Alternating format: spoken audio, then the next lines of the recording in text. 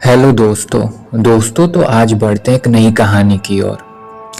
यह कहानी एक छोटे से गांव के रेलवे स्टेशन की है जिसे लोग पुराना स्टेशन कहते थे। यह स्टेशन लगभग 2 दशकों से बंद था, लेकिन गांव के लोगों में इसके बारे में कई कहानियां फैली हुई थी। कहते थे कि स्टेशन पर एक भूत की आत्मा भटकती है जो रात के समय प्रकट होती है। कई लोग रात में ट्रेन पकड़ने के लिए स्टेशन के पास जाते थे, लेकिन कभी भी उन्हें वहां अजीब आवाजें सुनाई देती थी। एक बार एक युवक राजू अपने दोस्तों के साथ स्टेशन पर गया। वो भूत की कहानी सुनकर काफी उत्सुक था और उसने तय किया कि वह रात वहीं रुकेगा। रात होते ही राजू और उसके दोस्त स्टेशन पर बैठ गए। सब कुछ शांत था, लेकिन अचानक उन्हें एक अजीब सी खड़खड़ाहट सुनाई दी। यह आवाज जैसे किसी के पैरों की थी। दोस्तों ने एक दूसरे की तरफ देखा और डरने लगे। राजू ने कहा, डरो मत, शायद यह सिर्फ हवा है।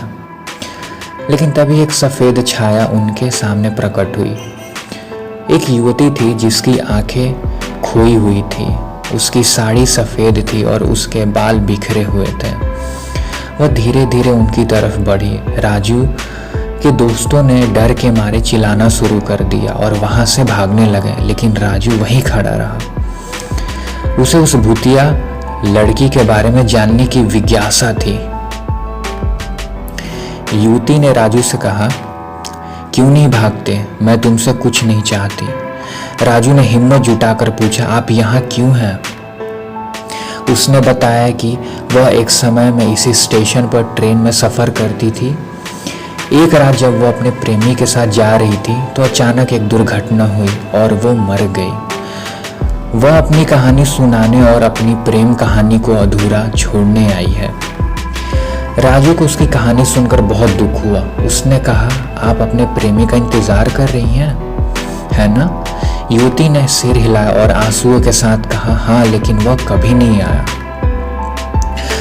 राजू ने उसके दर्द को समझा और कहा, आपको उसे ढूंढना चाहिए। आपकी आत्मा तब तक शांति नहीं पाएगी जब तक आप एक दूसरे से मिल नहीं जाते। युवती ने एक बार फिर मुस्कुराते हुए कहा, तुम सही हो शायद, अब मुझे शांति मिलेगी।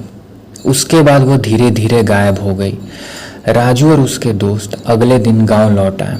उन्होंने सबको अपनी कहानी सुनाई और उस रात के बाद स्टेशन के बारे में अंधेरे में केवल सच्चाई रह गई।